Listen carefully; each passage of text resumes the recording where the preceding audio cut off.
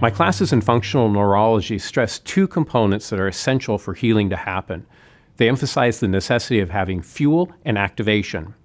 Glucose and oxygen are the fuel for our nerves. Activation is exercise.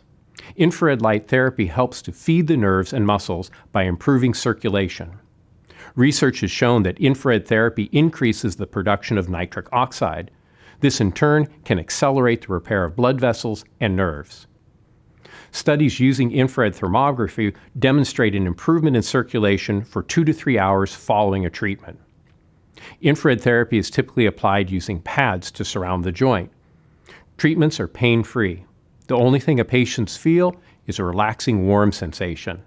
This makes infrared therapy a favorite treatment for our chronic joint pain patients. Helping patients get better and stay better is why we provide the comprehensive treatment approach we do. Again, I hope the information in this video encourages you to fully participate in your treatment program. It's the best way to get relief with results that last. Thanks again for watching. If there's any way we can be of help, don't hesitate to let us know.